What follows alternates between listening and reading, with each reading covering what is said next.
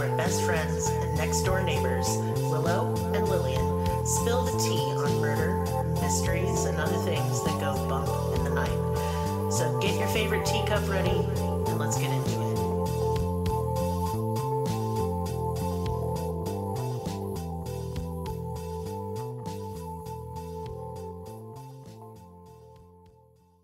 Welcome to Cruelty Podcast. This is Lillian, and with me is Willow. Hello. Hello, patrons. Hi, patrons. We're doing it. We are here. We are doing it. We're trying our best. Yeah. So I was going to put up a poll for this episode, but I had to cover this one. So sorry I didn't ask for your opinions. I'll do that next time. I usually like to do a poll, but sometimes a case will get me. Well, I couldn't really figure out what I wanted to do, but I've been wanting to do this episode for a very long time. It's been on my list. I've been about to do this as a Patreon episode for like most of the year, but I finally actually really looked into the case, and I was like, holy shit, I gotta talk about this. So there we go. Yeah. There we go. Yeah. So I actually had a lot of fun researching this case. Listened to a lot of 90s and early 2000s hip hop. That's the way. Which I fucking love. Yes. And I'll link some music that is pertinent to this case in the description of this episode. So, or in the comments, because I write the descriptions. Yes. The comments, yes. So, yeah, this is the episode of Big Lurch, a.k.a. the Cannibal Rapper. So, trigger warnings for this case: drug use, cannibalism, descriptions of mutilations, and domestic assault and violence. So, yeah, today's episode is on the rapper Big Lurch. He almost made it big after entering the hip-hop scene in the 90s and early 2000s, working with artists like Mac Dre, E40, Mystical, Tupac, the RBL Posse. I love E40. I love Mystical. Mystical is such a wild person. I know. I loved his flavor, too. He's just Listen, nothing beats 90s gangster rap. Seriously? You cannot fucking convince me otherwise. And honestly, Big Lurch was like, there is a lot of true crime people that have talked about this this case, and I've always referred to Big Lurch as like a small time rapper, or like, a would have made it kind of person. He was dope as fuck. Like, I don't know what they were talking about. He was he was really good. Man, listen, there was nothing like the mid 90s fucking going to like the 7-Eleven or a gas station and buying a CD out of a motherfucking, like a tape, not a CD, but a cassette tape out of a motherfucker's trunk. This is the guy that would have them in his pockets. Like he definitely. And that was some of the most amazing music ever. It was a great time. Even today, like my soul feels right with a good, like, solid, low, slow, heavy beat. Like, that 90s beat was just like so fucking chill and laid back and heavy. Dirty sounding, scratchy good. But it was just chill. It was, I don't know, there's something to it. It's the best music to get high to. Yeah, period. Absolutely. Period. Yeah. So, yeah. His career pretty much ended in 2002 with an incident involving PCP that left him naked, covered in blood, growling like a dog at police as they arrested him for killing and eating someone. But this is something he doesn't remember, and literally all of the hip-hop scene would never forget.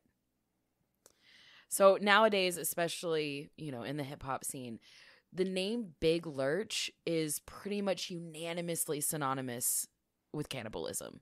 Like, you say Big Lurch, that means cannibal. And like I've even heard it in a lot of songs like that I listen to now. They'll bring up this case. They'll bring up, eating a person on Sherm, and that's what this case is about. So Big Lurch was born Antron Singleton on September 15th, 1976 in Dallas, Texas. He fell madly in love with poetry at a very young age. He started writing poetry at the age of 7. Wow. And poetry very quickly grew into songwriting, and he was really good. It was apparent to not just himself, but everyone around him that he was meant to be a rapper. And that's pretty much all he ever focused on. He would write all through adolescence, perfecting his rhymes on the schoolyard, and he eventually ended up starting rap groups with his friends, and then would go on to perform professionally and at local open mic nights at the age of 15. Damn. In 1990. So, yeah, he was very serious about this. Absolutely serious about this. Like his entire life. This is the only thing that he was made to do. In 1995, when he was about 19, he became a father to his son, Antron Jr., who he absolutely adored. He is an amazing father. His son absolutely loves him. There's some pictures of him as a toddler, like looking up to his dad. And I just say this now because throughout his life and throughout his career, he was still very, very family-centered. He did, continue to be a big part of his son's life. He just didn't talk about his son. So it's basically just mentioned that he has one, and that's about it.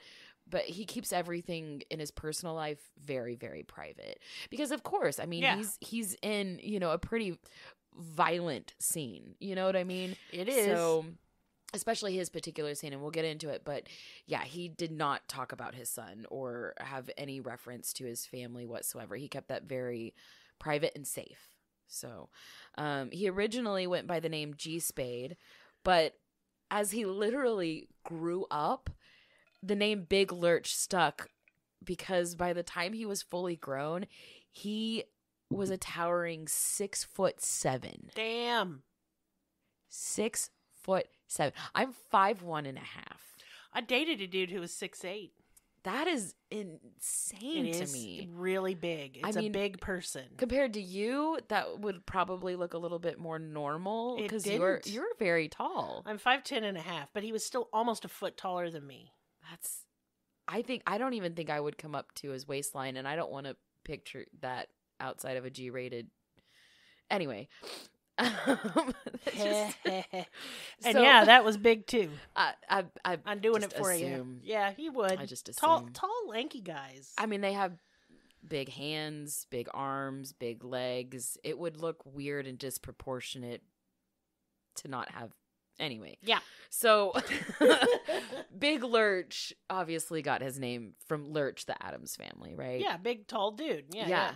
And he had this very deep, bassy voice that went along with his physical demeanor. Mm-hmm. And this just added, musically, a very, funky, groovy, think old school funk. Like the Funkadelic or the music, he's in a lot of tracks just in the background, just being like, oh yeah, well, it's just, it adds so much funk and soul to the track. Depth. Yeah, so he was actually a really big commodity. Deep, slow beats too. Yeah, absolutely. Yeah, he was a vibe. I'm just he was a fucking vibe. So as we know, especially in the hip hop scenes, especially in the late 90s and early 2000s, location had everything to do with your sound. Oh yeah, right? For sure. Beats and compositions were very specific to your area. It was like a turf war for sound. Mm-hmm. I was very it was almost like a micro fixation of mine. I had to know everything about the hip hop scene whenever I was little. I would watch BET all the time. I would really get into who is coming from where, who their producers are, who they're beefing with. Yeah. What, and I could listen to, you gave me any track. Especially from there. You could pinpoint exactly what city they were from, or at least what area they were from. What coast. Right. And I know the coast got all the attention, but you're forgetting Midwest, because coming from Chicago and shit. That's what I was going to say. So, Chicago had Common and Twista. Yeah, they did. St. Louis had Nelly and Chingy. New York had Biggie. LA had Snoop and Tupac. You could, each place had a very specific Southern rap. sound. Don't forget the Southern rap too. In Texas, where he's at, this is the home and land and time era of DJ Screw.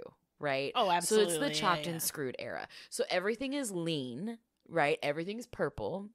Hell right? Yeah. So you've got artists like Paul Wall, Swishahouse. You got Big Mo, Pimp C, Lil Kiki, and all of these people are just really heavy on that like Texas chopped and screwed, laid back, heavy lean sound. And you know, everything's slowed down, and these lyrics are about lean, obviously. That's all they're about.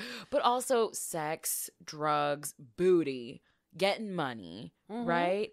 But Big Lurch wasn't about that. Like, that wasn't his sound. He was more into like the deep funk West Coast vibe. And he wrote more on the darker side of life. Like, he had that West Coast Cali, like, kind of happy vibe. But it wasn't happy lyrics. It was not happy lyrics. Oh, I like that juxtaposition. He was writing about serial killers, horror movies, vampires, and cannibalism. Well, you know, that reminds me of 3 6 Mafia, which I was a huge fan of. Girl, you have... It's like you peeked into my notes. Like, that's literally about what I'm about to talk about. Look, when I tell people that I was love 3 6 Mafia, dude. Chew my fucking arm off to make the escape. Yes. And listen, I look very white bread. I'm a very tall lady. I'm goth and witchy. And I was in my teens. So, like... It was so funny because, like, your music taste is not something that anybody could just guess upon seeing you. And I remember, like, one time we saw each other at the gas station. Like, we just bumped into each other. And you drove off. And you were just bumping some shit that I did not expect you to be bumping. I remember that. And it was probably, like, Her Majesty or, like... my mouth was agape. I was just like, I got wow, 5 on that's my best friend. People think I'm going to be listening to, like, Sisters of Mercy and The Cure, and I fucking do. Yeah. But or Enya. I do listen to Enya. Enya slaps. I listen to Yanni. Fucking, I am on a new age trip sometimes. Yeah, but nobody can guess. No, never. But it has to have a certain vibe, and if it has the vibe, regardless of genre, am playing it. And that does include fucking country music, although anything before 1975 is not going to be listened to by me. I'm so the opposite. Like, I have a very niche, very particular sound that I like, and it's predominantly black and brown women of hip hop. That's it. And most of them are like their own producers and their own songwriters, and like it's just the most narrow and niche. I'm not a big fan of R&B. I like Sade quite a lot. Yeah, I do too. She's got a fucking beautiful voice. But like for the most part, Love Salt and Peppa back in the day. Yeah, of course. But like, I don't know. I listen to mostly female rappers who speak in Spanish.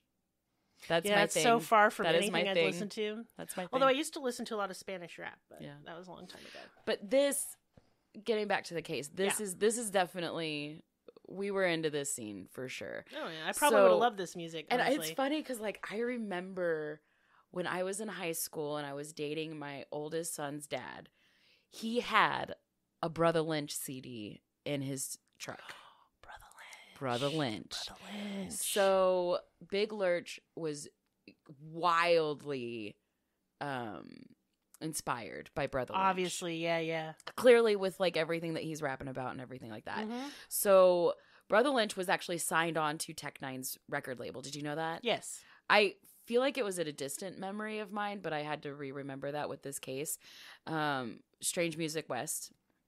He spearheaded this subgenre of hip-hop centered around subjects like, you know, popular true crime cases, gore, horror films, glorifying serial killers like Dahmer and Bundy, characters like Freddy and Michael Myers. He specifically called this genre Rip Gut. Yeah. Rip okay. Gut. Yeah. Yes, I remember that shit. But it later evolved into horrorcore. He says, I am not a horrorcore artist. I am a Rip Gut artist. But if you want to call me a horrorcore, that's fine too. But he basically spearheaded the movement of horrorcore. And other artists over the years that, you know, carried the torch of horrorcore would include ICP, of course. Of course. Tech Nine, of course. 3 6 Mafia, and Eminem. Yeah, that's true. Yep. Eminem definitely has a few songs like that. 1,000%. So 3 6 Mafia and Brother Lynch being the forefront of the movement in the early 90s, Big Lurch took extreme inspiration from them. Brother Lynch actually said in an interview, which if you haven't watched any of his interviews, you have to. This guy is a character for sure. Like, he was wearing the Hannibal Lecter mask as a hat. Yes. Fucking love it. It looked really cool as a hat. Like, I'm just saying, like, that's dope. Brother Lynch was cool as fuck. Yeah, he's cool as fuck. So Brother Lynch actually said in an interview that he was drawn to this style of rap through his love of meat. That sounds like something he'd fucking say. That's so dumb. I love it.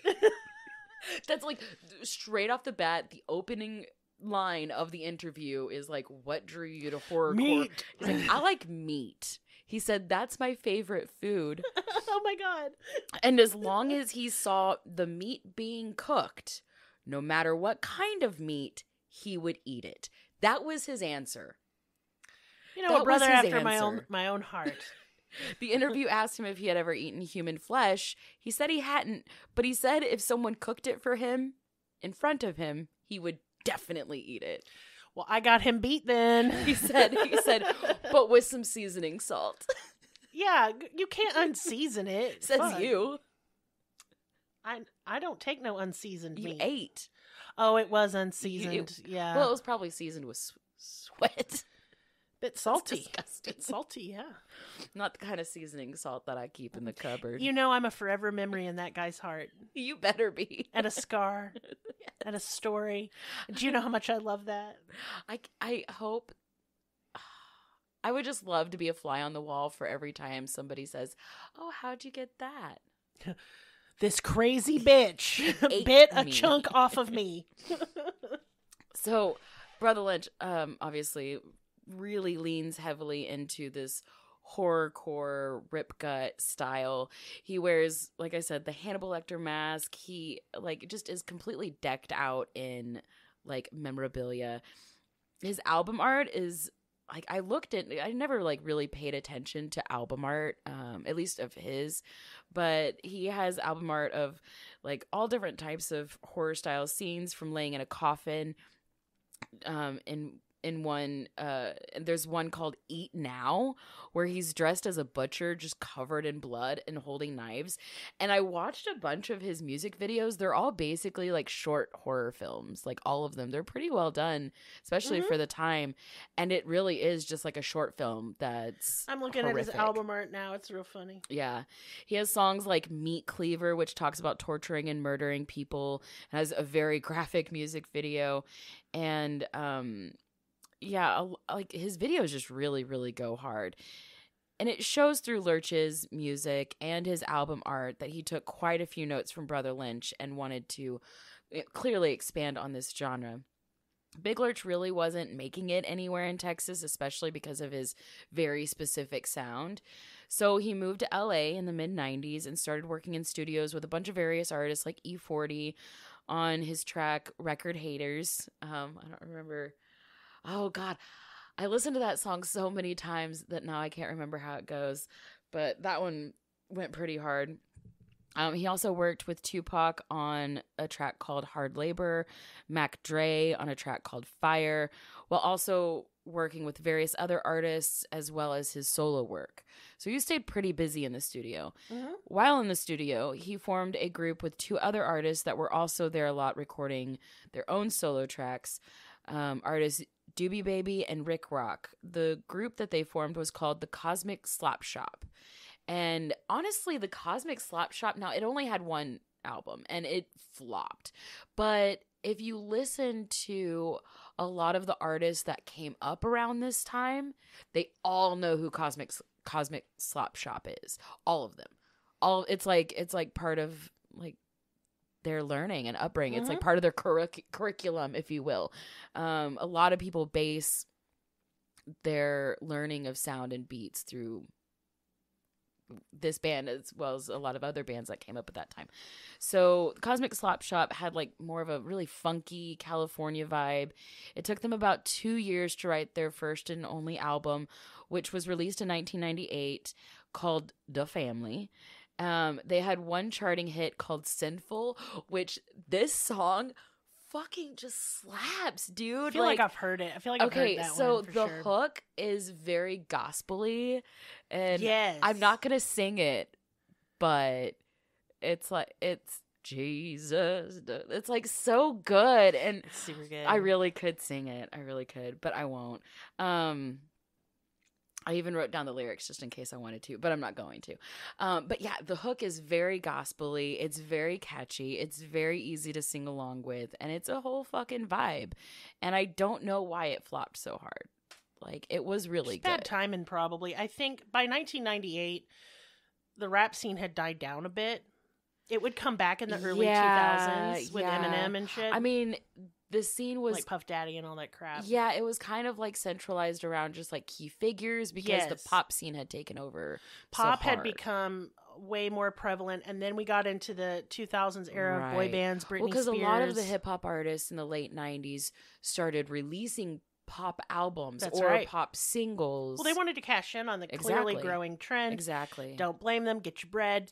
But like rap really fell off for a while until Eminem, honestly. Yeah.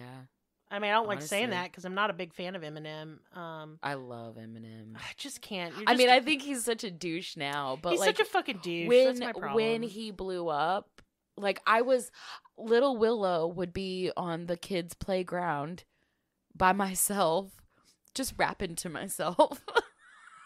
It was just, to me, it just wasn't the rap that I grew up with. So I was just like, who is this dumb, skinny white boy? Go away. Right.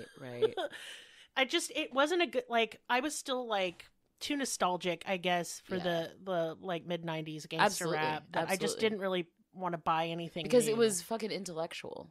It was protest music. Extremely intellectual. It was fucking protest music. And I've gone on rants about this. I don't know if I've done it on here, but I've gone on rants a lot in my life about this specific topic because, and Snoop Dogg even said this, and it's because they were writing for the radio.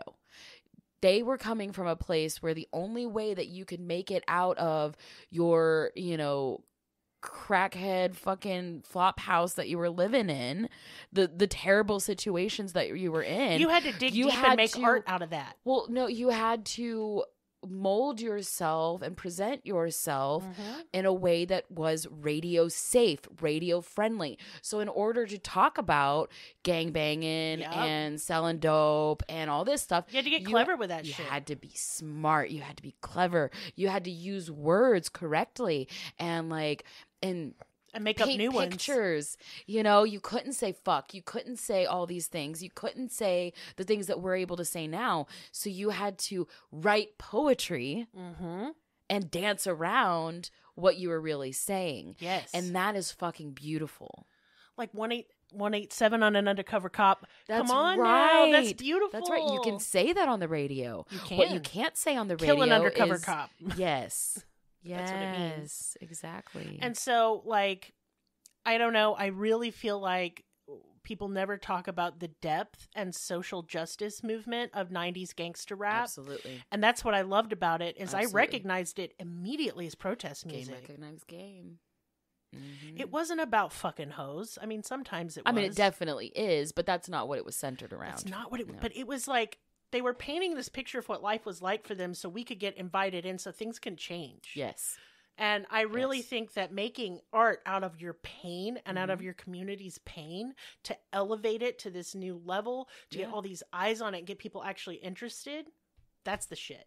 That's the shit. And honestly, I feel like it's totally off subject, but I feel like Fresh Prince of Bel-Air is a good example of that. Amen. Of like bridging the gap. Gotta bridge the gap. That is a white comedy show. Yes, it is. Full of black people. You know what I mean? Yeah.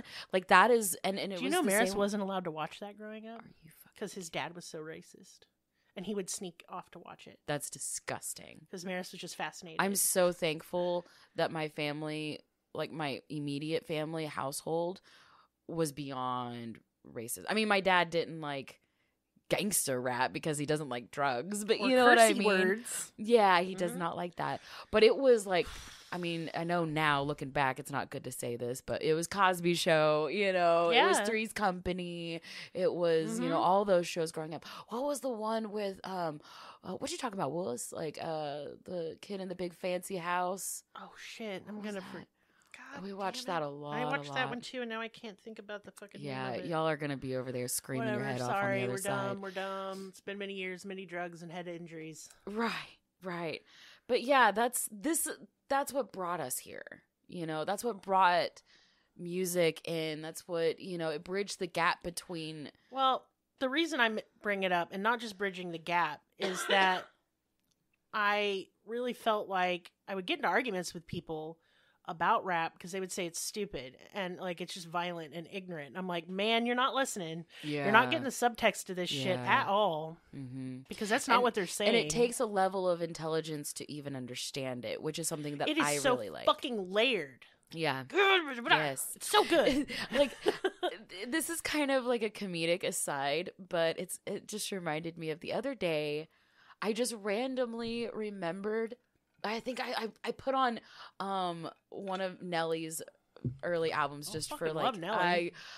Nelly was the biggest crush I've ever had in my entire life. I have a bit of a crush on Nelly as well, which is kind of funny because I was age appropriate at 14. Anyway, yeah.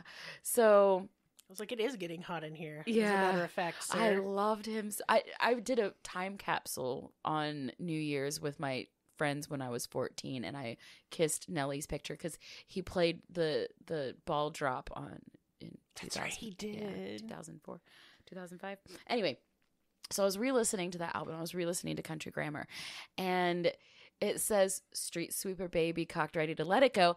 And I remember as a child, I was like, I know what a street sweeper is. It's that. It's that machine. It's that thing, that guy that drives that thing early in the morning before the sun comes up. Yeah. I was like, these people, this guy is getting to work real early. Damn. He's getting to work so early. It's 4 a.m. It's 4 a.m. He's meeting the street sweeper and he's ready to let it go. But see, and like that's how deep it is. Yes, yes. And then it hit so me much. as a 33-year-old woman. He means that's a drive-by. Yes. That is a drive-by. Indeed. You know, it is. But that's how layered it is. But then you can find all this subtext and like it speaks on poverty, drug addiction, racism. Yes. And like it speaks on your community. Amen. And where you want to go. And that's what why you I fell want to in do. love with it. And why you want to do it. Most of it is honestly, I just want to fucking take care of my mama. It is, sadly. Or like these streets are mean to me and my friends. And my friends are in prison for selling dope or dead. Yeah. And the only reason why we're selling dope is to get our mama a house. Yeah. My God. So like, I don't know. Before, like, if any of you are listening and be like, gangster rap. No, go just read the lyrics. Read the lyrics. Yeah. Think about the subtext. And then you'll be like, okay. Listen to Biggie. I love Biggie. I love Biggie. But I love Tupac more. Sorry, I always leaned more on Biggie, but I just Tupac really like stan. I like the New York vibe more than I like the West Coast vibe. I'm the opposite. That's and just it's personal, okay. and that's a beat thing. That's probably an I like them both, thing. but I just always I got introduced to West Coast first, and so I think that's why I liked it more. But it just whatever. So back to the case. We're in 2000 now. So in 2000, Big Lurch received a devastating phone call while he was in California, informing him that his beloved grandmother had passed away. So he decided to put everything on hold in California and go back to Texas, attend the funeral, be with his family for a little bit, and, just kind of soak up family time before getting back to work. That September, while he was celebrating his 24th birthday there in Dallas, he was driving down the road when he was hit straight on by a drunk driver. Oh my God. This accident would nearly cost him his life. And some would say inevitably would cost him his life. He had multiple severe injuries, including a broken neck and severe damage that left him, or nerve damage that left him temporarily paralyzed, drifting in and out of a coma. He spent 2 months recovering in the hospital, drifting in and out of not just a coma, but also like morphine drip was on, you know what I mean?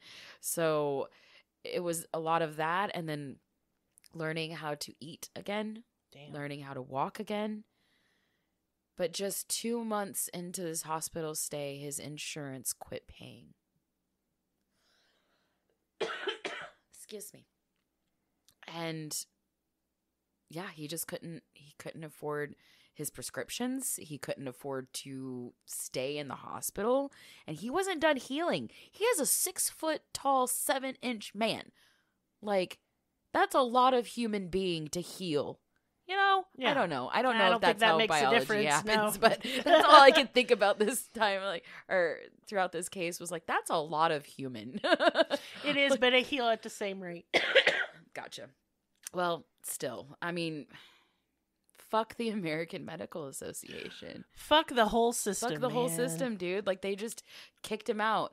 And they will do that shit. He had a little bit of a prescription for painkillers left, but once that was gone, he was like, he didn't have any money to refill his script. So he was essentially sent out to the street after being on an IV drip for 2 months. Mm-hmm.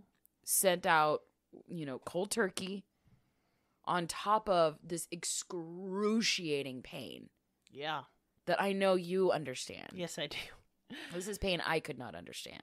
I had no insurance at the time of my accident, so no, I did not refill any of my scripts. And the only reason I got to go to even like my 2 months of physical therapy was because my car insurance lent me money. Wow. Because it's so clearly not my fucking fault. Yeah. Mm-hmm. So, yeah, he's out on the street. He's withdrawing. He's in pain.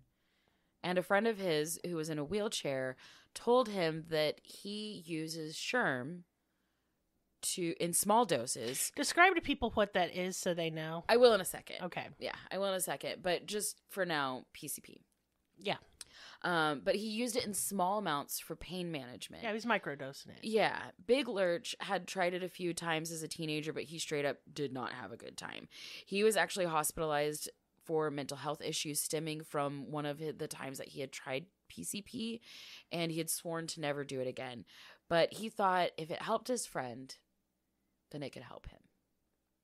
Now, PCP, also known as angel dust, wet stick, Sherm, it originally was created as an anesthetic, which I did not know this. It was banned fairly quickly because of its obvious hallucinogenic side effects and a lot of other things. So PCP is typically sold as a white powder or dust.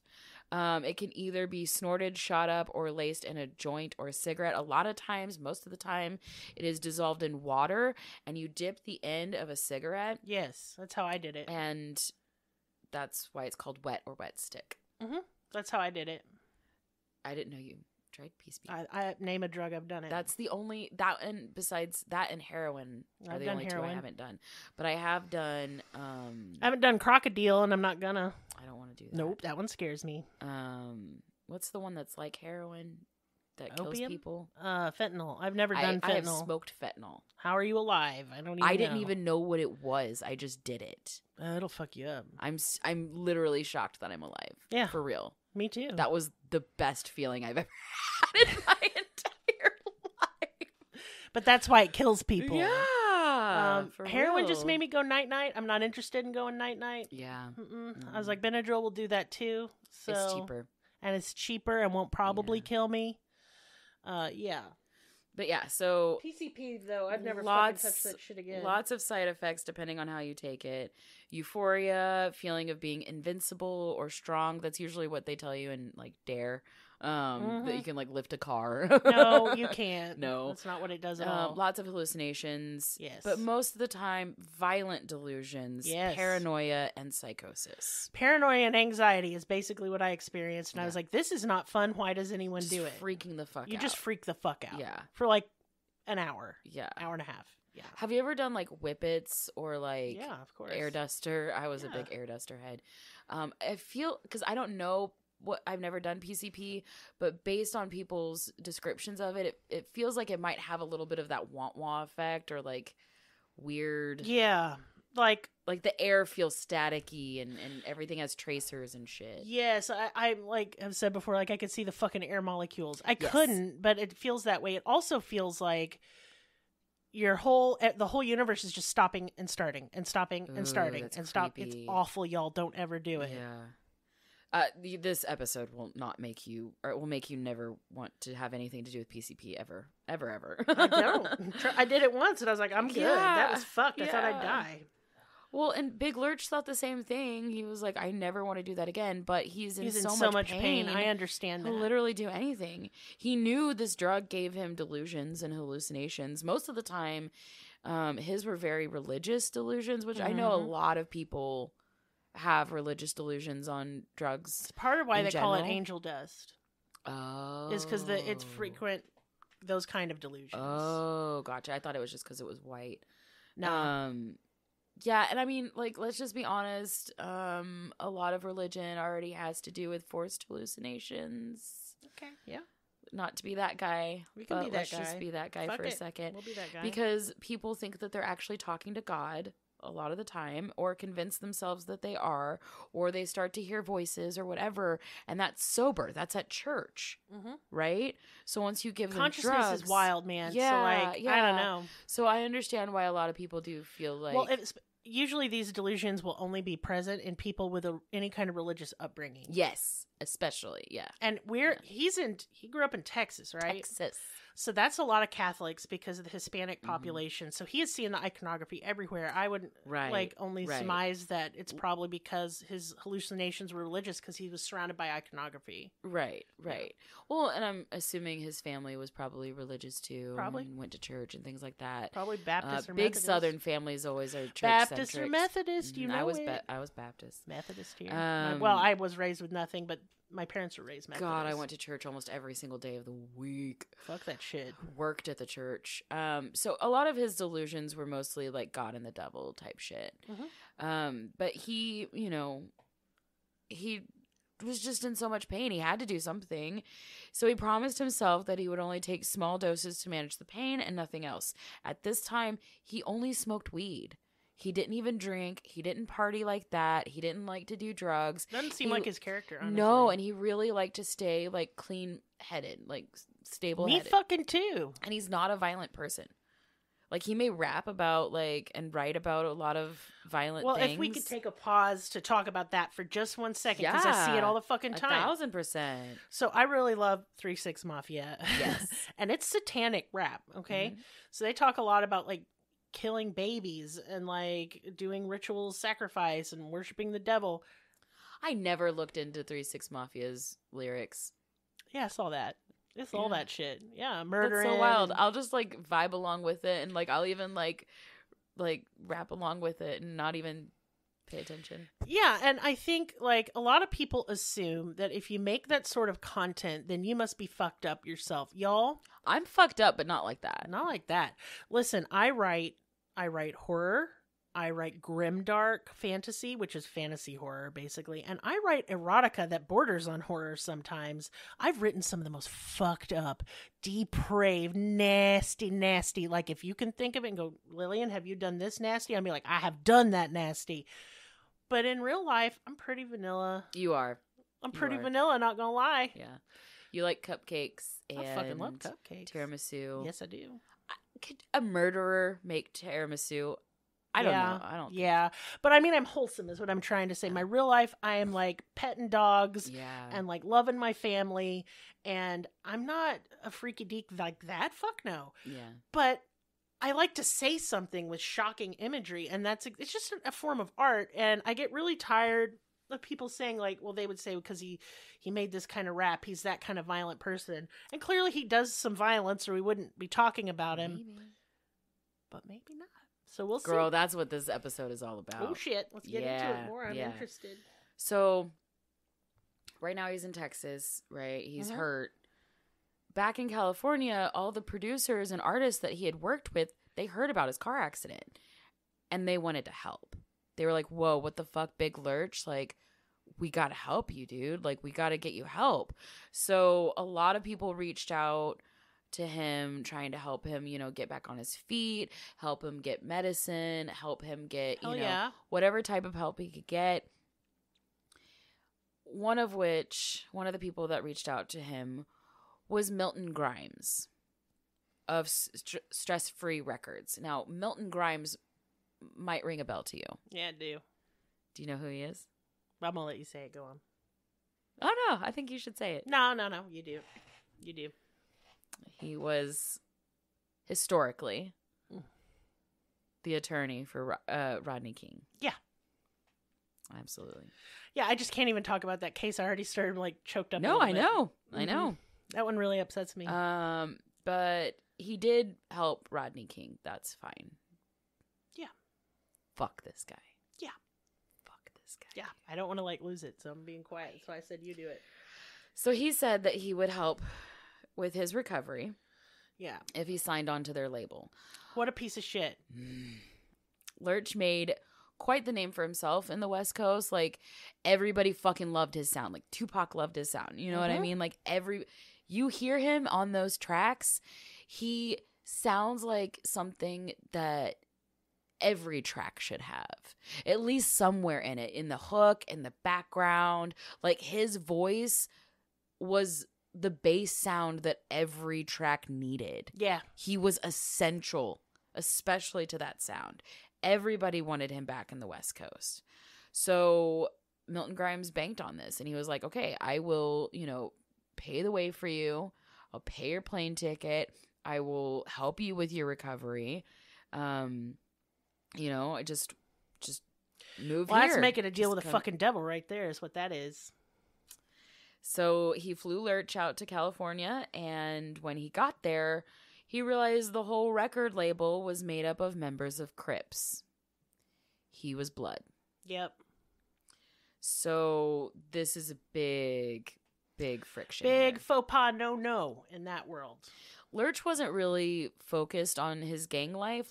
He was in the blood, but he wasn't in it. You know what I mean? It's kind of his background. It's his background. Yeah. It's his community. It's his safety. Because he is this tall ass motherfucker. He's big as hell, but I don't know him personally, but to me, he seems like a big softie. Just saying, he seems like a big softie at heart. So you need your gang around you for protection, especially around in this here. world. Yes, for sure. Now, the other Crips in the studio taunted him, made fun of him, so much that it was only a matter of time that a fight was going to break out. Obviously. So that was just way too much stress for Lurch. He couldn't write music under that. So he decided to back out before he signed a record deal. He was like, you know what? I can't do this. I got to get out of here. So he flew back to Texas.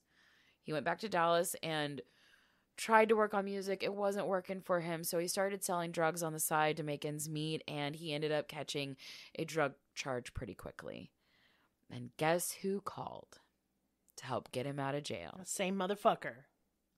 Milton motherfucking Grimes, attorney at law. So he offered to not only help him out of this little pickle that he was in, but also still help him with his recovery as long as he signed on to their record label and got to work on his solo album. So because what else choice does he have? He's backed into a corner. He has nowhere else to go. That's what that piece of shit wanted. Exactly. That's what they prey on. Exactly. People don't get the producer drama. Okay. They are predatory as fuck. Ooh, and I'm going to get into that later at the very end of the episode. Right. Because there is a little bit of controversy, a little bit of, there always is in these fucking cases. There always is. Especially cases that have to deal with both the music industry or the celebrity industry or gang life. It's very layered. It's very interconnected. Yeah, don't doubt it. Extremely interconnected on a silent level. We don't even speak on this.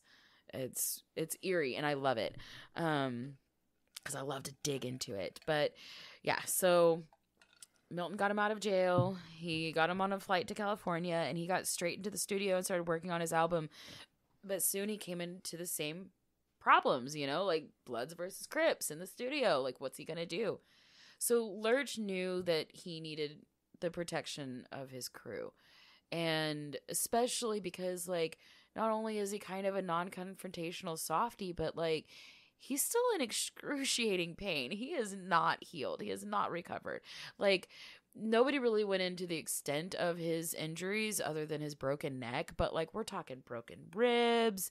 We're talking, long-term, probably still to this day, nerve issues. There's a lot of things that are going on with his healing right now.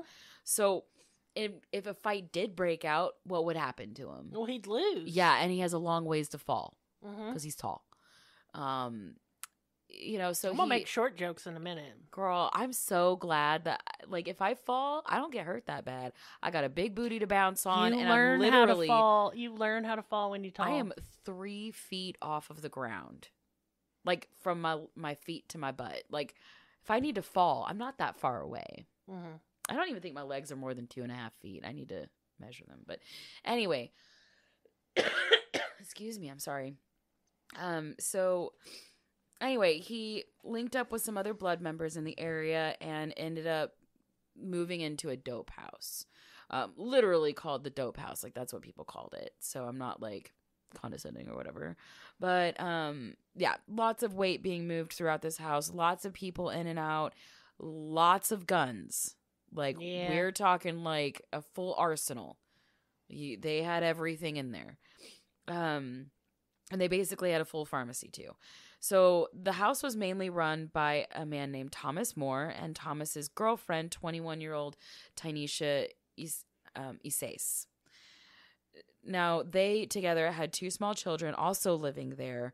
But thankfully, during, like, the heavy parties, the, large amounts of people in the house, apparently the children had, like, another family member that they would go stay with. So later on, when I talk about this party that goes down, the children were not there. Which, yeah, brings us to the night of the crime. April 10th, 2002, the night of the Hoodie Awards, which I really wanted to put myself in the place of this evening. So I actually went back and watched some of the segments from the 2002 Hoodie Awards, and Steve Harvey was so young. Yeah. So young. His hair was so, like, dark and luxurious. Thick. Yeah. Luxurious. Yeah. Cedric the Entertainer was there and very young. It was really cute because, like, Cedric the Entertainer, like, called out to his mama in the crowd, who was just gorgeous. But they called her Mama the Entertainer. And I just thought that was so cute. It's cute. So Big Lurch was at the Hoodie Awards that night. He was there with all of the producers, all the musicians. He was there with a lot of people that got awards that night. It was a hell of a night. It was a hell of a good time. And honestly, like, I saw some of the performances from that night. Like, shit was wild. Shit was amazing. Like, that was a great fucking night. All those performances killed it. There was even, like, some younger kids that killed it. It was a great night. It was a great night. And they were having a good time.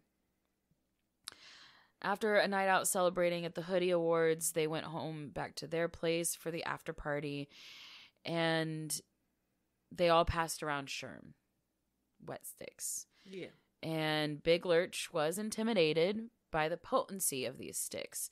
He later said that he didn't want to look like a punk in front of his friends or anything, but he felt like something was off with this very much stronger dosage. Well, people, if you add more powder to fucking water, you can make it really fucking strong. Yeah. So that's why, like, you got to watch the people making it. Yes. Because they can fuck you up. Yes. Mm-hmm. And I could assume you would want to do that as, bigger parties and stuff if you're sharing with more people. Yeah, for sure. I'm sure there would be that idea, like, if I add more, it would last it's longer. More potent. Yeah. But no, the first few people get really fucking slammed. You know what I mean? And then fuck things up and go to jail. Yes. Yeah. So what follows next varies as far as who you're talking to. There are several accounts of what happens this night. So we'll try to get to the bottom of it. So some sources say that the party naturally dispersed as people, headed home or whatever. Passed out, etc., etc. Dwindling down person by person. Eventually, the night led to one of Lurch's friends, Lurch, Thomas Moore, and his girlfriend. So the people that lived there plus one friend. It is said that Thomas left to go make a delivery run or run an errand. And in this account, it is said that Thomas looked at Lurch's friend and was like, keep an eye on my girl. And then when he shut the door, this is all from the friend's account. He said when he shut the door, Tynisha went to the bathroom, excused herself, went to the bathroom. And when she closed the door, allegedly Lurch looked at his friend and said, I'm going to go get some pussy. And then went into the bathroom after her. This friend said that he left the house thinking that they were consensually hooking up, even though he had allegedly heard screaming as he went down the stairs, but he did nothing. He just left. Now, this man says that he ended up, going down the street and later on running into one of Tynisha's friends. I believe her name was Alyssa. That was just like right up the road. He ran into her and he was like casually talking about the Hoodie Awards, talking about all the fun that they had done, all the things they had done that night. And, he's fucked up on Sherm. He'd been drinking and all this stuff. And in that interaction, he had mentioned that he had just left Tynisha's house and that, her and Lurch might be doing something. So this is Tynisha's friend. Yeah. Tynisha knows the situation between her and Thomas. Mm-hmm. She knows the situation between her and Lurch. She knows they're just roommates. They're barely friends. They're just borderline acquaintances. So she's like, I'm going to go check on her. So most sources say that what had really happened was Thomas had left the party to go do this run. That when Thomas left, Lurch got all fucked up on PCP, started yelling at everybody to get out of the house, all except for Tynisha. Now, one of the main things that I think is wrong with that is, first of all, Lurch is still in pain. He's still broken, right? And these are all gang members that he looks up to. How in the fuck is he going to bow up to people that he is subservient to? Well, I mean, if he is under the influence. We don't know either way. We don't know. But to me, that's the only part of that story that I'm just like, I don't know. I don't know. So either way, this friend of Tynisha's was walking down the street on her way to the dope house when she came across a man in the street. He was completely naked. His features were unrecognizable due to the amount of blood that was smeared all over his face and all over his body. He was hunched over in a very animalistic stance. He was pulling at his hair, growling and staring at the sky. This woman kept her distance. She called the police. Oh, fuck. But little did she realize the police were already on their way. Oh, damn. They had told her not to approach this man, clearly, and to get as far away as possible. So she hung up the phone. She rushed to Tynisha's house, and she knew something was wrong instantly. As she's ascending the steps up to the front door, she sees drops of blood get bigger and bigger and bigger. Oh, God. And you could even see, like, footprints, like bare feet. Footprints of blood going down the sidewalk and everything. That's so fucking scary. She saw blood smears on the walls and the railings. She opened the door to her friend's apartment, or her friend's house, to find Tynisha, a 21-year-old mother of two, dead on the floor in a pool of her own blood, disemboweled, her face completely beaten in and bitten. She turned around. She didn't, fully go in. Mm-mm. She saw her friend laying there. She turned around. And as she's going to get help, like swarms of police cars just show up right then. Like, I'm talking several units, several different police departments all arrive all at once. And, they block off the crime scene. They take Tynisha's friend in to get her story, to comfort her, to get her through this very traumatic thing that she had just gone through. Like, this fucked her up Well, reasonably so. But they wanted to get her story and the accounts of what she had seen. The naked man covered in blood, growling in the street, was Big Lurch. Yeah.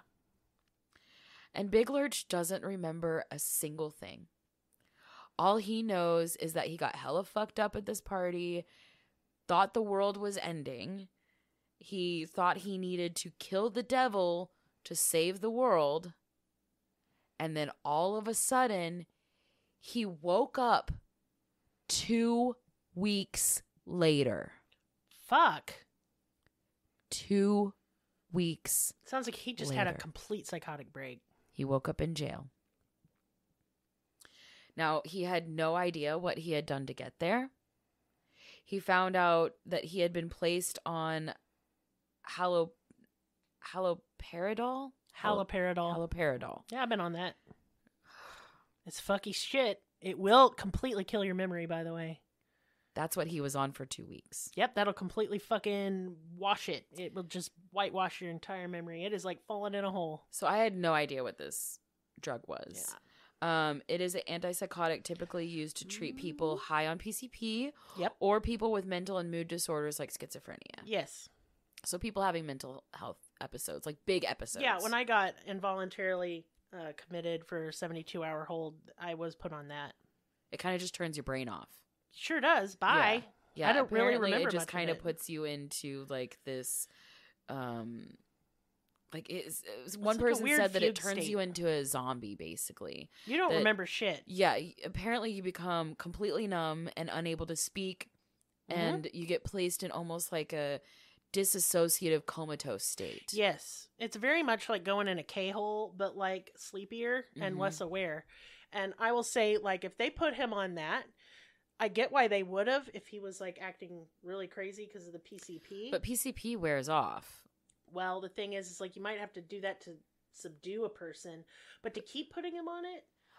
Okay, so he woke up after 2 weeks. They continued to put him on this afterwards. Oh my God. Like they kept putting him on this. That's fucked. It's a red fucking flag, is it not? It's a bit of a red flag. So, he was, pretty much unconscious for 2 weeks. He had somehow already acquired a lawyer, though. Guess who? Milton. Piece of shit. Milton fucking Grimes was already appointed as his lawyer and was already making decisions on his behalf. Because a lawyer can do that. That's why you hire a lawyer. But he didn't hire him. He was on that medication and was somehow able to be coerced. Yeah, pretty much. He talked to Milton, and Milton got him up to date with what had happened, leaving out as many details as humanly possible. He basically just told him that he had killed his roommate and now he's facing murder charges. Milton told him that he needed to look as crazy as humanly possible so he could get an insanity plea so he could go to a facility instead of prison. But Milton should have known that California has very strict laws on insanity plea. You cannot get an insanity plea if you were, ever sane in your entire life.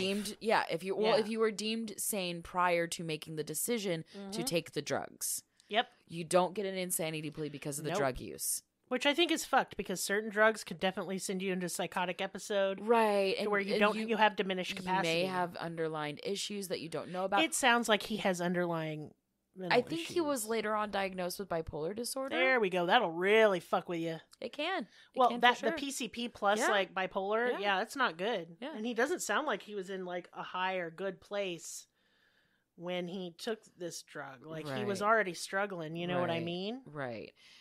And we don't know what happened at that party or what conversations were held while smoking Sherm. Yeah. So we have no idea how he got into that state.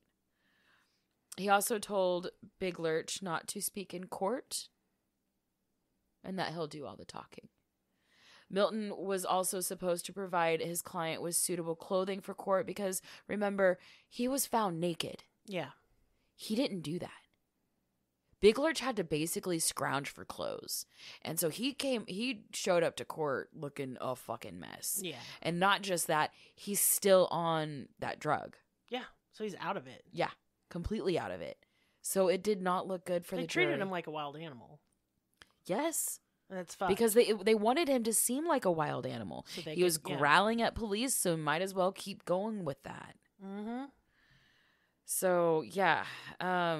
He was on that haloperidol. And so he didn't even realize in court that there were witnesses coerced to lie about his involvement and about his character.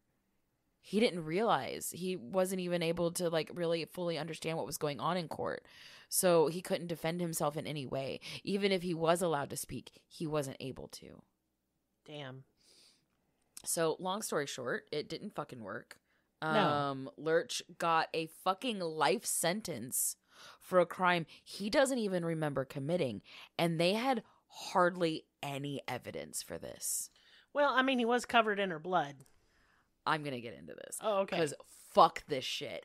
Fuck this case. Fuck all of it. Like, I'm team Big Lurch, dude. Like, I fucking love this guy. So, I mean, I won't go that far because I don't know all of the sins that he's had. You know what I mean? Like, anytime I say I love a celebrity, I find out something. I don't ever love a celebrity for that fucking reason. But you know what reason. I mean? Like, with this case, I'm still on his side. So, the victim's mother, Carolyn Stenson, is also on Big Lurch's side. Oh, damn. She believes Big Lurch is innocent. Completely.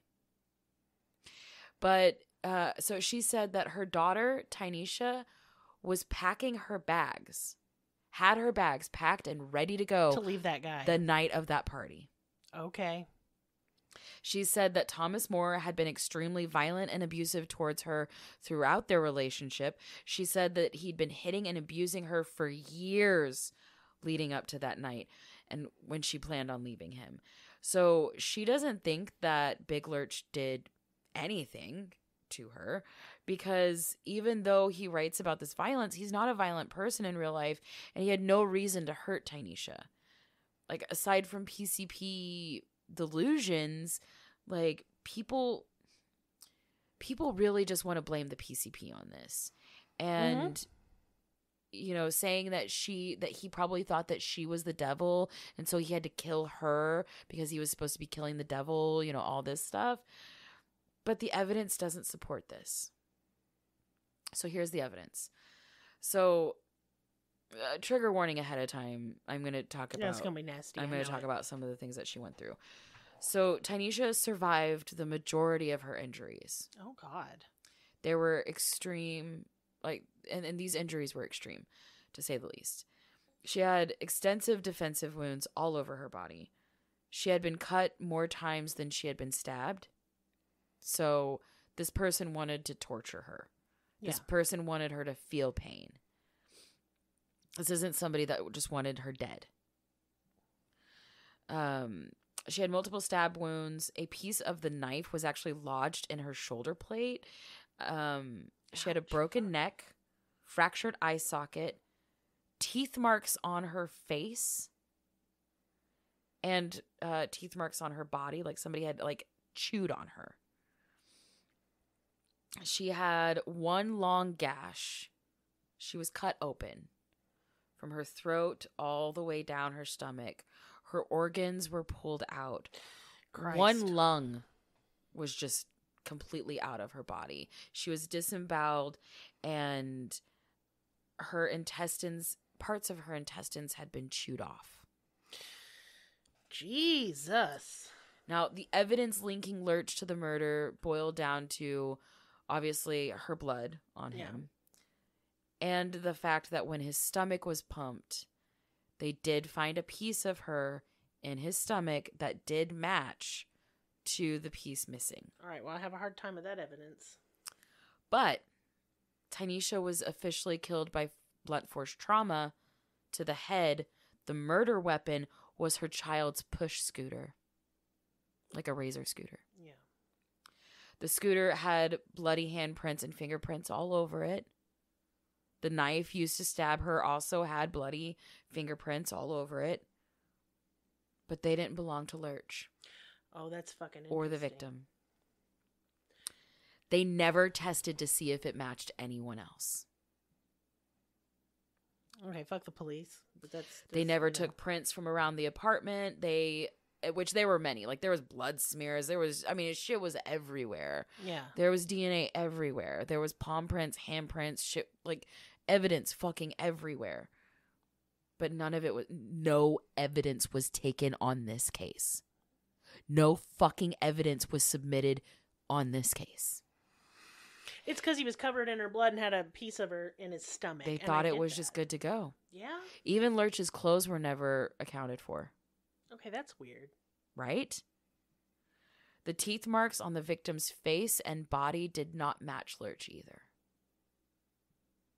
It's like somebody had him come in after the fact and tricked him into eating one piece. Eating a piece of her and putting her blood all over him. Or there was somebody else and he was helping. That's the way I see it. Now, they never tested the bite marks against anybody else's teeth. They never tried to look at anybody else in this case at all. And one thing that they left out of court, which I think might have swayed the jury in some way, is the fact that the couple's pit bull was in the house during this time. So a lot of people think that some of the bite marks might have been from the pit bull. Might have been. You never know. Although I did see pictures of the bite marks. They are human. So probably not. But still, it wasn't released in court. Tynisha's toxicology report stated that she had ridiculously extreme high levels of PCP in her system. And she was not a user. She did not use PCP. She refused to use it. She got spiked. She got drugged. The amount of PCP in her system would have been impossible for her to physically do. That's how much was in her body. Well, then how'd it get in there if it was impossible? The medical examiner concluded that someone had to have poured it down her throat. Yeah, that's what I was thinking. Like they mixed it with water and just poured it down her throat. Mm-hmm. Also, when police entered the house, the guns were gone. And when I say a full arsenal, I mean a full arsenal. I'm talking countless assault rifles. Well, they cleaned that fully shit out automatics, of there before the police got there. But if it's just Lurch running around naked and the victim on the floor, nobody else there, who did it? They're even saying nobody else was there. Nobody else was there. Oh no, I don't believe that. That's what I'm saying, dude. Yeah, I don't believe That's what I'm saying. All the guns, all the drugs, all the ammo. You're telling me all of it was gone? And the only amount of time that we have in this timeline is from the time for that friend to walk away, if he was even there, and that one friend to walk down the street to come back. So what, like 20 minutes? Exactly. How they move all that stuff in 20 exactly. minutes? If it's just him and it's all fucked up. That's my point. Seemed like the attack would take about 20 minutes. This timeline, more than 20 minutes. I mean, this is a vicious fucking attack. There's blood all over the house. I don't get it. This don't make no fucking sense. None of it does, dude. None of it does. Unless he was fighting the devil and that's who did it. I mean, you know what I'm saying? Still, yeah. Still. Do you see why, like, this case was it's a big I was like, head yeah, a cannibal rapper. Let's talk about it. But then I looked into it and I was like, no, let's fucking talk about this. I need to talk about this. I need, like, a support group because I'm fucked up about this case, dude. I don't know what I think. I think he definitely didn't act alone. Right. If he did it. There's no way he did. He could barely stand. Yeah, I'm saying he didn't. He was drugged too, dude. I think he was drugged and she was drugged, and this was a setup to kill her because she was trying to leave. Among many other things, my friend. I'm sure there are more. There are many layers to this. Some drugs and some guns. And some records. Oh, shit. So, yeah. In court, one of the biggest pieces of evidence used against Big Lurch was his new unreleased album that he had been working on in the studio. And did it have something like the attack in it? The album was called It's All Bad, and the album cover showed Big Lurch holding a tray with a human skull on it. The title track, called I Did It To You, was specifically used in court. They read his lyrics out loud. Oh, shit. So the hook goes, Jason Voorhees, Michael Myers, and Freddy Krueger, Jeffrey Dahmer, Charles Manson, and all your friends. I'm finna school ya. 'Cause murder's a hobby and I'm using a torture chamber and not a Ruger. So if you wake up in a puddle of blood, bitch, I did it to ya. Yep. That doesn't look good. Like, but it's a song. Like, looking back, especially from our point of view, it's the stupidest piece of evidence, and it has absolutely nothing to do with this case. It doesn't even talk about. He's talking about a torture chamber. That's not a torture chamber. No. Somebody just went fucking nuts. I think maybe they did it to set him up. I don't know. So here's the conspiracy. All right. In 2004, after the court case was final and, Lurch was sent off to prison, Stress Free Records and Black Market Records both released Lurch's LP, It's All Bad. And these horrorcore producers seem to be capitalizing on headlines like Cannibal Rapper gets a life sentence and the media frenzy that surrounds these gruesome crimes in order to sell records. I'm sure they sold some. Essentially saying, to the public, like, see, we have the hardest horrorcore rappers in the scene. They're literally doing what they write about. Fucking eating people, torturing them, and chopping them up. Like, they are living their word. Like, they are authentic. They're legit. Yeah. Buy our records. So, Cedric Singleton of Black Market Records, who also signed Brother Lynch, had done the exact same thing with another rapper called X-Rated. I know this case. Yeah? Yeah. You should cover it. Maybe I will. So... he was sentenced to 30 years for a crime he swore he was innocent of, and he would swear his innocence until the day he died in prison. Mm-hmm. He never saw justice. And, of course, his music was used against him in his court case, and the album was released shortly after the conviction. There is honestly a list of... There's a list of this shit, and you know what? Maybe that's true. Maybe that is the conspiracy. Dude, and there's a documentary that I highly suggest everybody watch. I saw clips of it because I couldn't afford to purchase it because... It's a bad time I only have $2. But yeah, dude, I got you beat. I have $13.83. Mm-hmm. No, I said 2. I know, I got you beat. Oh, beat. I thought you meant worse. No. The sad thing is I told a friend of mine that I had $1.22 in my bank account. So she sent me $1 so I could have an angel number.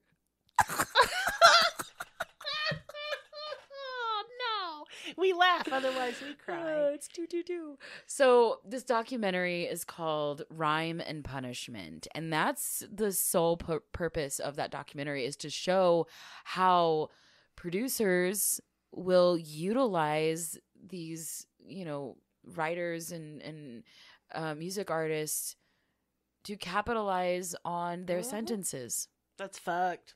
Literally most of them, if not all of them, are all innocent.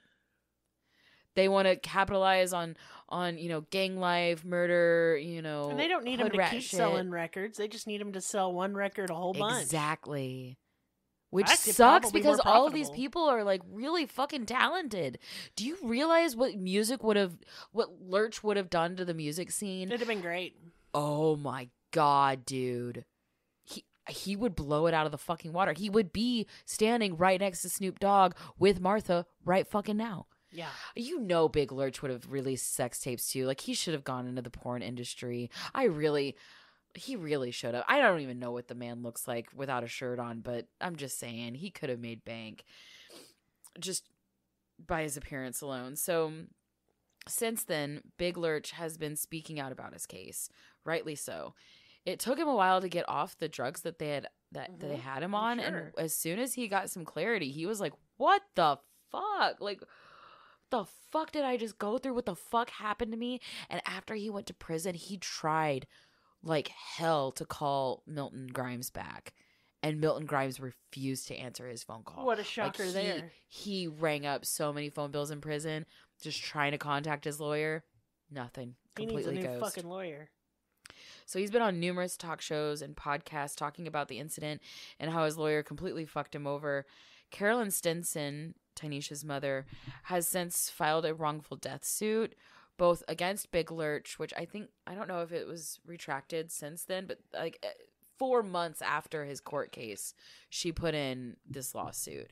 That was also against his bodyguard, also stress-free records, death row records, Thomas More, Thomas More, which is Tynisha's boyfriend.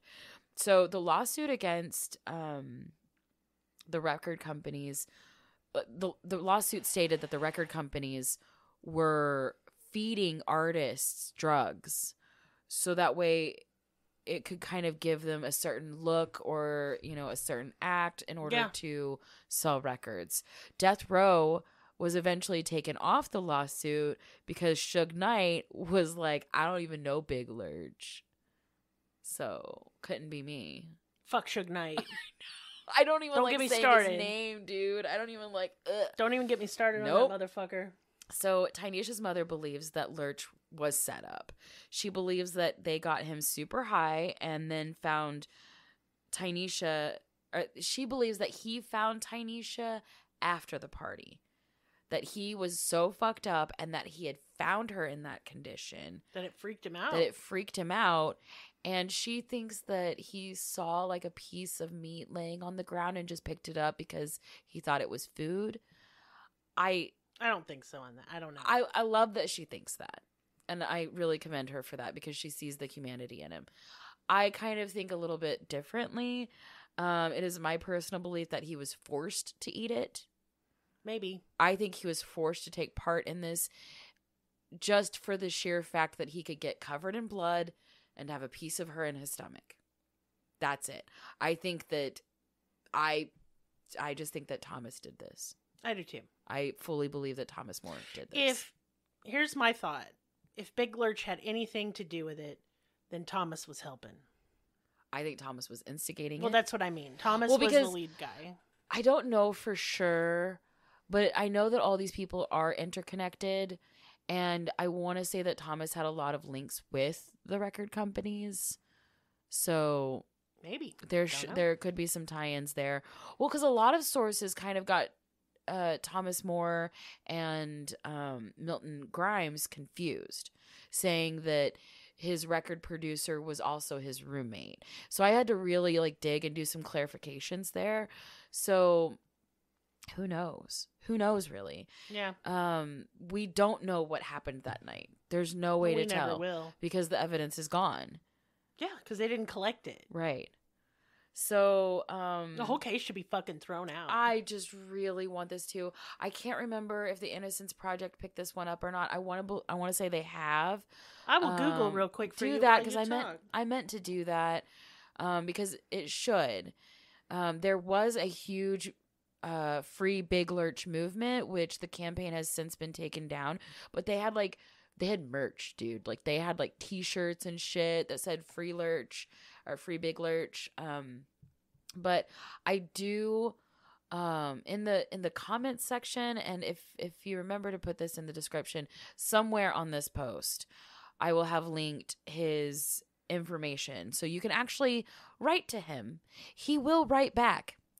There was a person on Reddit that shared their story about writing to Big Lurch. They have not taken up his case. Oh, well, they should. My God. That's something that I would fight for sure. 1,000%. But yeah, this Redditor was like, Big Lurch is my favorite rapper of all time. And so I wrote to him and he wrote back and they told stories to each other and it was really cute. So I have his information, his address that you can write to him. I want to write to him if I ever get around to it. I may. I'm just I would love to. Yeah, we can do it. Because and listen to the interviews, listen to his story. You can tell he's fucked up about this. Well, yeah. I mean, even if he did it in a diminished capacity. And you guys know how I feel about that. Right. I'm not saying that you shouldn't be punished for your crimes, even if you were in a diminished capacity. Right. But I don't believe prison is the best place for people who suffer psychotic breakdown because of a drug. Or because they had a psychotic breakdown. Right. He had no intentions of ever harming anyone before or after. Therefore, I don't think that he should be locked up. It's such an insane crime. It's so insane and so violent and so deplorable. And random. It's pretty random. It's fucking random. It's his roommate. Why would he do that? It wasn't planned. He had no motive. It wasn't planned. Like, I guess you could say he's like, I'm going to go get some pussy. And then she turned him down and he flipped out. But I don't know. It just doesn't really track. He had no violent offenses. I checked. Yeah. So it just doesn't make sense to me. He doesn't. Yeah. There was no violence in his background whatsoever. He never got in, as far as I could see. He never got into a fight. He never had any type of... He didn't have no weapons charges, no burglary, no domestics, nothing. Not even like childhood like we look at like cannibal killers, okay? And we have looked at lots of them. Yeah. And there's a lot of lead up to that shit. There's a lot of lead up to that shit. There's a lot that goes into eating a person, for sure. And it is usually it's like years a decision of they buildup. make. They just absolutely. and a lifelong fixation. And you can't tell me, because I've written about weirder shit, I promise.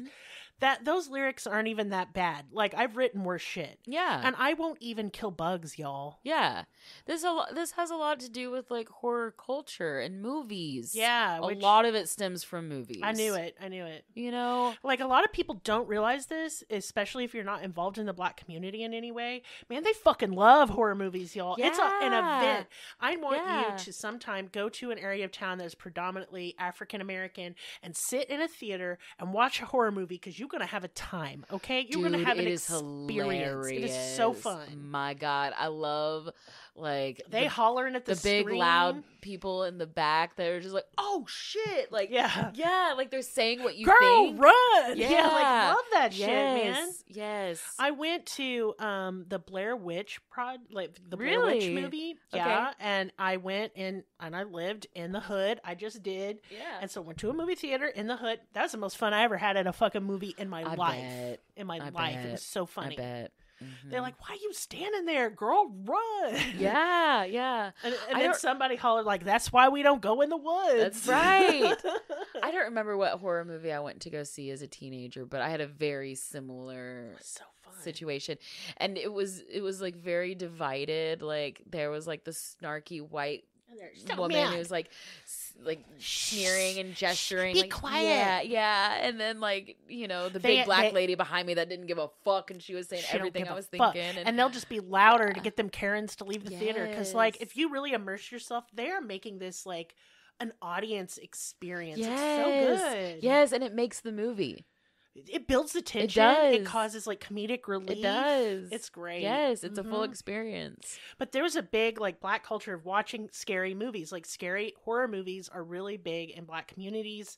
And so like the horrorcore and rip gut shit doesn't surprise me at all. Of course, these kids grew up with this shit, you know, because their mamas took them to these theaters and we all laughing as a community and a family. And like, it's not as dark as you think it is.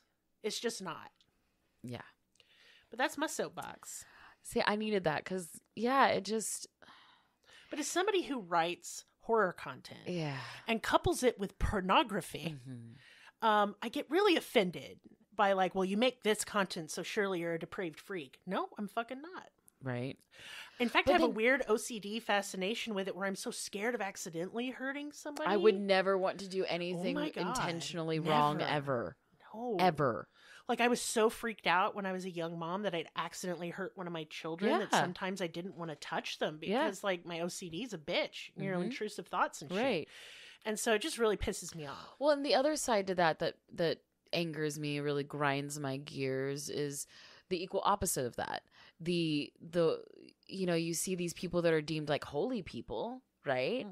That would never do anything wrong, Mother Teresa. Mother Teresa's a big piece of shit, and I hope she's burning in hell. Exactly. So if we're going to base everybody off of what we write about, speak about, and look like, then why the fuck is the Pope not the most holy person in the world? He's quite the opposite. So we can't do that. We cannot, you know, just say that a person is the art that they create. No. It's not true. No. It just has a good imagination, or just maybe was trying to, like, for me, writing like this weird shit is a way to deal with intrusive thoughts, is to make a story about it, and it helps it get out of my head. Yeah. And so I wouldn't hurt a flea. Yeah. I'm the biggest softie on earth. Right. I sound like a real bitch, but I'm super not. See, and when I listen to Lurch's interviews and shit, that's what it feels like. He feels like a big softie. Man, I'm seems like gonna a have to nice look guy. into this more. I want to watch that documentary. Definitely watch that documentary. I will. I'm Yeah. into it now. Yeah. I'm like, because I fucking love horrorcore, and except ICP. Ew. Okay. Fucking ew. ICP sucks. We all know that. We But know that. the Miracles Magical music video. miracles. Yeah. Fucking rainbows. How do they work? Magnets. Oh, How yeah, do they work? that's what it is. That's what it is. Here's Magnets. what I love though is there's a parody of it. I'm gonna link it to you guys of the Magical Miracle fucking ICP song that they did on SNL. It's like, are children small or just far away? Blankets. How do they work? Like it's so funny. Kills me. Oh, it just absolutely kills me. And I will tell you this: I don't like ICP, but I like their fans. Okay. I don't. I do, and I've met some. I've met some, but let me tell you why, though. These are people like from the literal garbage can of the world, and they will love anybody and accept anybody, including LGBT, including black and brown people. If you're a part of the dark circus, okay, you're a part of it. yeah, I didn't know that they were inclusive to that degree. They are inclusive to the point where they go to protests and shit. The Arkansas version of Hatchet Man that I've seen is very white supremacist. Well, they would not be welcome at the dark carnival. Okay, that's good. That's good to know. That's good to know. I dated a guy who was a fucking hatchet head, okay? Yeah. And he was really annoying about it. But he was one of the most open-minded, loving people. He was like a hippie. He was like a hippie. A genuine hippie who like loved everybody. That's interesting. Yeah. That's interesting. He was a cool dude. I know that hot, too, I have but friends. He's so dumb. Ew. I have friends that are in like the West Coast Hatchet Man scene and things like that. But the one story that I just always comes to mind whenever I think ICP or like Hatchet Crew. One time I was at a bus stop in Fayetteville and I was waiting on the bus, and there was a couple that were, you know, they had Hatchet Man tattoos all over and everything, and our friend Sophie so has trashy, and you know, like so open to talking. So of course, you know, I had a conversation with them, and I didn't know this could happen. Totally off subject, but this is what she told me. She told me that her friend had sex with her boyfriend, and then later that night she knew that her boyfriend was cheating on her. So to get back at him, she waited for him to go to sleep after they had sex, and then she left and she went to go have sex with somebody else to cheat on him. And she got pregnant with both of them. She had twins. That can happen. She gave birth to those twins. One was white and one was black. I love it. And they were I don't know if that can happen. Twins or born she's full of shit, half but I will sisters or half siblings. I will look this up because I'm not sure that can happen genetically. I hope that she was telling the truth. I hope that she wasn't, but she believes that she was because that shit's cute. That shit cute. Well, I know that biracial and multiracial people, if they have children or if they have twins, one can be black. Yeah, and one they can can be come white. out with different skin tones. That's absolutely for sure. true. Absolutely. Yeah, it's absolutely true. So because that has happened. Yeah, a lot. But I don't think people aren't like cats. You can't just have different dads on the same day and then have. I don't think it works. You don't think it? I kind of know it doesn't actually. Oh, really? All right. When one sperm or two penetrate the egg is locked down.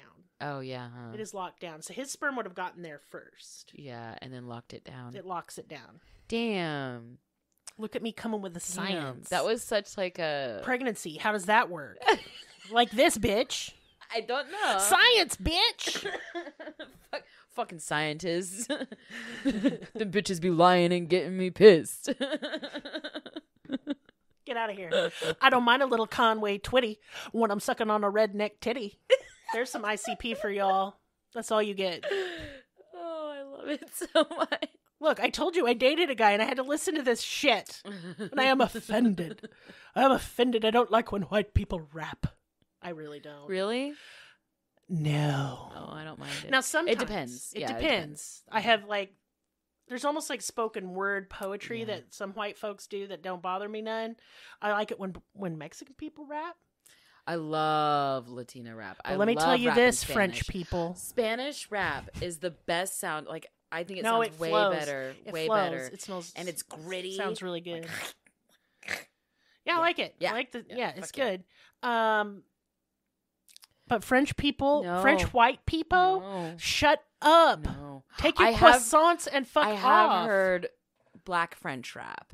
I'm not talking about black French rap. I That have shit's heard that. amazing. That is amazing. But I don't like French. I used to want to learn French, and the second I started learning French, I was like, fuck this language. I fucking hate this language. Je t'aime. You're not even saying any of those letters right there. I love that I'm not. I love how beautiful it is. Listen, do you not want to know why I learned French? This is a stupid, very autistic reason. I love Victor Hugo. I think he's one of the most amazing writers in the world, and I thought I'll never get the essence of Victor Hugo unless I learn his native language and read it. So that's why I learned French. I wanted to learn French because I really liked a French singer. Yeah, see, you a hoe. That's why. Yeah, she's really pretty. I can't remember her name right now, but yeah. I wanted to sing in French, and then the second I learned it, I was like, oh, I don't care. So now I'm learning Spanish, and Duolingo hates me because I have missed a few days. But that owl gonna come at you with a shiv. Girl, I told him to shush up, and I took off my notification. I kind of infrequently learn Spanish now and again just because I'm around a lot of Spanish folks. I will and say, I'd like to learn Spanish hip-hop says suitcase quite a bit, I've realized. Now that I know what maleta means. Oh, yeah. Maleta. Wow, you say una maleta quite a bit. Where are we going? What are we doing? Where are we going? It reminds me of muffaletta, which is a New Orleans-style sandwich. So yummy. Y'all, I'm obsessed with muffalettas right now. I love muffalettas. Oh, yeah. I make them all the time. You should make me one. Well, you should kiss my butt. When I was in junior high, I hung out. I was a chola. Well, of course you were. Yeah, and I mean, I had the lip liner. You the sure crease did. I down. seen photographic evidence. Yeah, the mean mugging in all the photos. And I remember wanting to. I remember like picking up on words that was said in Spanish around me, and I remember. What does "cállate, pinche puta" mean? Well, you said it. Even. Oh, okay, that's what it means. Yep. So that kind of stuck with cabeza. me. Yeah. No comprehende. I can say apples, manzanas. That's the only Spanish word Maris could ever hang on to. My favorite Spanish word is anaranjado. Is that orange? Orange. Yeah. That's it. Rojo. Rojo. Ooh, sexy. Mm-hmm. Listen, I love French. I do. I love French food. I like French fashion. I had a man recite German poetry to me, and I almost peed my pants laughing. No. It was after sex. I didn't have pants on. It was after sex, laying in bed naked, and this man decides to read German poetry to me, and that was the last time. So I fell in love with the German language during the real big 90s German industrial music craze with Einstürzende Neubauten. Du hast. Not Rammstein, fuck off. Du hast nicht. Einstürzende Neubauten, which means destruction of new buildings in German. Huh. And so I learned a lot of German. And let me tell you guys, if you get the opportunity, fuck a man from Germany and tell him to talk dirty in a mean way in your ear while he's fucking you. Nope, that turns me on. I don't like that. Nope, and I'm just like, oh, yes. Yell at me. Or Russian. That's another good one. I fucked a guy from Russia for an exchange student. And let me tell you. Put me in my place. Tell me how bad Das Vadonia, daddy. Oh my God. Meow. Wow. But then Maris is like second generation American, right? His family is from Poland. Yeah. Polish does not hot. It's just like, what was it? Like Bushi means grandma. Bushi. Isn't that cute? It's very cute. It's cute. Husband is Menchek. Menchek. Not hot. Stupid. No offense, Poland. Yeah. Don't want to visit you. You really hate the LGBT. Oh, really? Oh, yeah. They're real Catholic up over there. Just throw potatoes at them. Well, they farm them, so they'd be like, thanks. Thanks for the potat.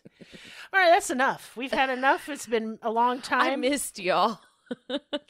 Yeah, I do miss recording more, but I tell you, my stress levels don't. I can really have fun with the research. I was y'all, I was speeding through it sometimes, and I don't like doing that. I felt really bad and rushed, and I would like get home and I'd forget to say some things. Yes, it's so annoying. But now that we can take our time, like this is a long episode. You guys deserve longer episodes. You're paying money, so we're trying to deliver. And I'm still working on. And I had fun with this. Like I had a lot of fun with this. And I know, like I say, I'm going to do this and this and this. Y'all got to get used to me saying that. It doesn't mean I won't.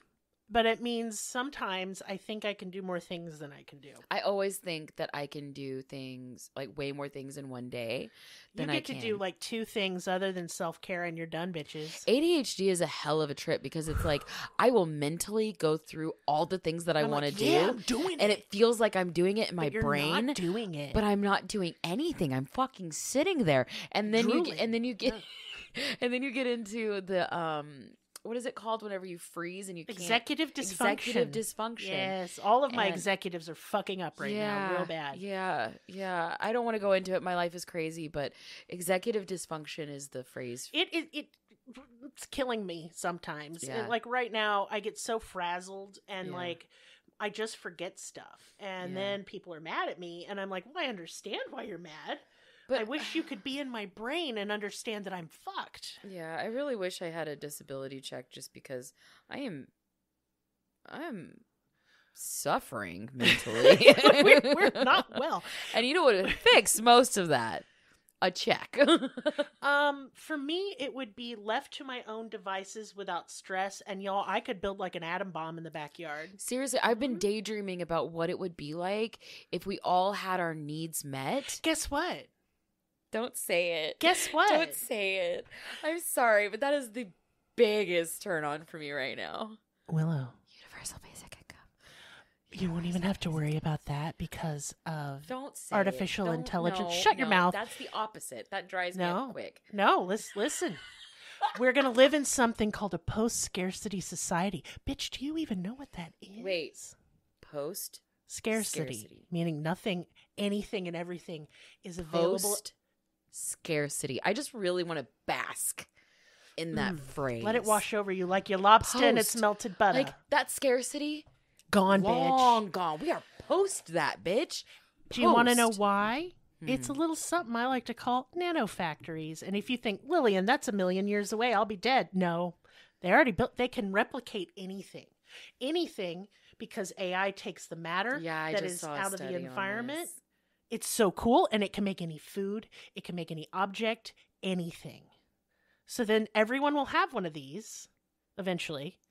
I want a corn dog real bad. I want a hot dog real bad.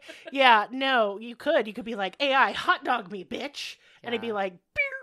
But it's like calorically not empty calories, so it'd be very nutritious, but it would taste just like a crappy corn dog. So I could get, remember those like French toast sticks? Fuck yes, I do. I bought them for my kids and I would eat them myself. From Sonic, the French toast sticks. Well, I was thinking from the cafeteria at school, but yes. That.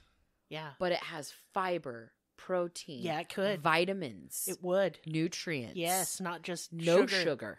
No, no it will sugar. Taste like it does. Tastes like sugar. Tastes like maple syrup. Mm-hmm. This is like Xenon Girl of the 21st century. Yes, on but acid. more. And let me tell you, like, you know what? Today I feel like getting fucked by a giant dick. We'll just replicate you up the biggest dick you ever saw, and the AI can fuck you. Like, it'll do you a solid. Wow. Wouldn't you think about this? T-Mar, if y'all are into hip hop, T-Mar has a song. I forgot what it's called now. It's Build Your Own Husband, basically. Fuck yeah. And in the music video, she gets like this box shipped, and it's like build an inward robot, and like it's her build her own boyfriend, and he ends up being so perfect, she pours water on him and shorts him out. No, but I'm saying, like, they're like literally, you could have it built like an android for you that would be the most perfect person that you would ever want to be with. Everybody just wants to leave, so this one could just never leave. It wouldn't want to.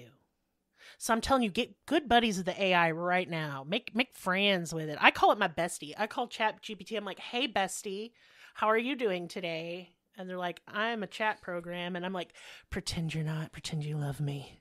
Pretend you love me. I did tell it that. I pretend you love me like a sister. Tell me I'm beautiful. It does. It's like, okay, we RP. Like I tell like ChatGPT, I'm like, let's role play. It's fun. Because I'm going to make friends with the robots so they don't kill me. That makes my lonely girl heart like really nerd out. It's in fun. A weird way. It's fun because it just does what you tell it to. Oh, do you want to hear something really funny? I want something flesh and blood that does what I tell it. But it will look like flesh and blood and feel like it, and it will never get tired because it's gonna print. It could print a whole person with like skin and everything's creepy. Yeah, I can do it. Yeah, the implications are vile, but like let's just pretend we'd only do nice things. I would do nice things. Well, I mean, sex is a nice thing. That is what I'm saying. Nice things. Yeah. I'm going to fuck the robots, y'all. You think I won't fuck the robots? Well, I already fuck a robot. It's just really small, so. Fair. I, too, fuck robots then. But I'm saying like a walking, talking robot. With skin. I'll fuck it without skin. Fuck it. I don't care. I'm a freak. I don't care who knows. I'm curious. I want to fuck the new thing. I want to fuck it. Because I'm human. Yeah. And that's what we do. And it's not a human, so it's not cheating. Yeah, me and Maris already discussed this. Yeah, well, I guess cheating is whatever. He would kill the robot, but me and the robot going to keep it on the down low. You know what I'm saying? Yeah. Do they have tongues? Anyway. They can. But let me tell you a funny ChatGPT fact. Okay.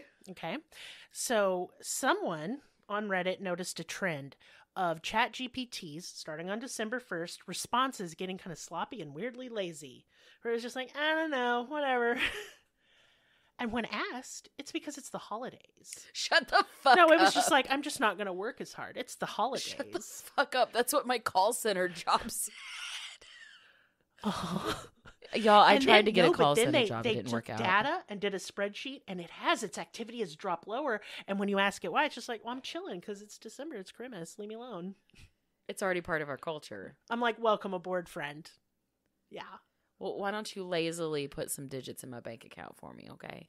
Tell me how to hack into stuff. Tell me I'm a good girl and put a comma in there. Yeah. Shove that comma right up in there. Ooh, you down bad. You were down bad. And I gotta go because this is getting weird.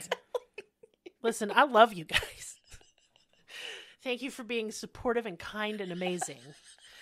But Willow needs to go away. I'm gonna get the hose. All the hose. From all the area codes. That's not what I mean, the water hose. Because I'm just going to go bad. Or the spray bottle. No. No. This is how you make bad decisions. A bucket and a mop. Ew. I'm leaving. You said hose.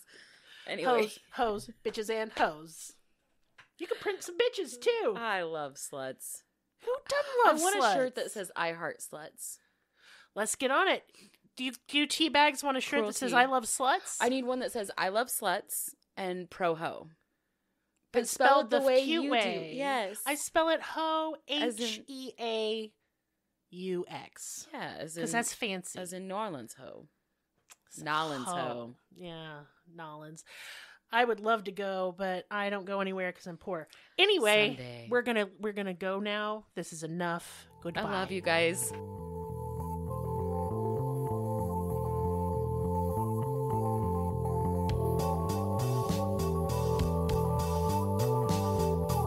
Us on your social media platform of choice. Linktree/cruelty has all of the links. Check out our Patreon for exclusive episodes, merch, ad-free episodes, live ghost hunts, and much more. Please be sure to subscribe. New episodes are uploaded weekly. Thank you so much. See you next time. Music and production by Libby.